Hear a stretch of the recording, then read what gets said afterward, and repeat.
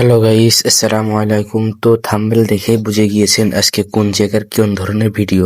তো আমরা ওই দিনকেরা গিয়েছিলাম যশোর এয়ারপোর্ট এর ভিতরে রানওয়ে, অর্থাৎ যেইখানে প্লেন লেবে যায়, অর্থাৎ প্লেন চলাচল করার রাস্তা। এটা অনেকেই জানেন না এবং এইখানে সবাই ঢুকতে পারে না। আমরা অনেক কষ্ট করে ঢুকেছিলাম।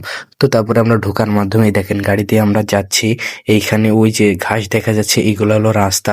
এইগুলো পরিপূর্ণ বাইরের পিচের মতনই করা। তো দেখুন আমরা কত দূর আসছি, এত দূর সবার আসতে দেয় না, আমরা অনেক মাধ্যমে এসেছিলাম। তো তারপরে এইখানে দেখুন মাঝখান দিয়ে হলুদ দিয়ে দাগ টানা।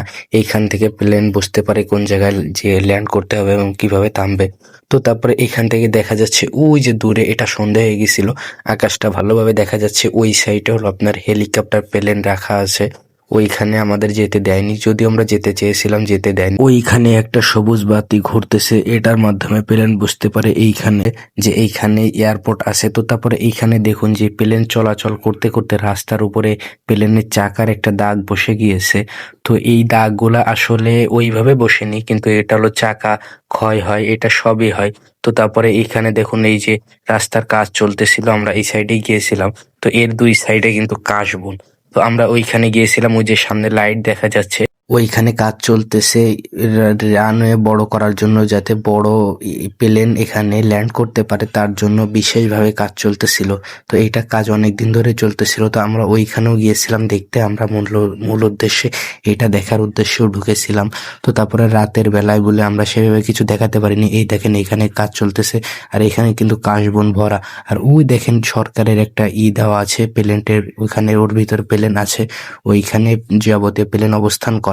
তো তারপরে এই সাইডে দেখুন ওই যে দেখতে পারছেন ওইখানে যে কাশবন, এই কাশবনের ভিতরে অনেক পানি ছিল, যার কারণে কেটে বের হইতে খুবই কষ্ট হয়েছে। তো তারপরে আমরা আবার ব্যাক আসতেছিলাম। তো এইখানে এই যে রানওয়ে দেখা যাচ্ছে, এর উপরে যে দাগগুলা, এর মাধ্যমে প্লেনগুলা এত পরিমাণে চলাচল করে, আর প্লেন এত পরিমাণে ভার হয়, তো যার কারণে দাগ হয়ে গেছে। আর এই যে লাল এই হলুদ, এইটার মাধ্যমে প্লেন ঘুরে সোজা ওইখানে যায় এবং যাত্রী নিয়ে আবার উড়ে যায়।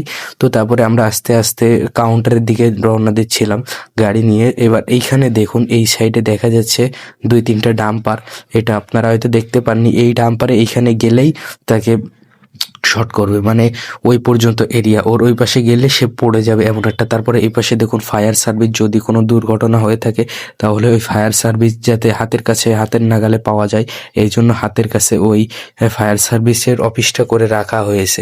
তো তারপরে আমরা আস্তে আস্তে বাহিরের উদ্দেশ্যে চলে আসলাম। তো তারপরে অবশেষে আমরা গেটে এসে আমাদের পরিচয় দিলাম। তো তারপরে তিনারা আমাকে বললো ঠিক আছে, তারপরে গেটটা খুলে দিল। তো এই পর্যন্ত ভিডিওটি। তো ভিডিওটি কেমন লেগেছে কমেন্ট করে জানাবেন, আর অবশ্যই সাবস্ক্রাইব করে দিবেন। আর যদি আপনি যশোরের জেলার হয়ে থাকেন তাহলে অবশ্যই একটা কমেন্ট করবেন।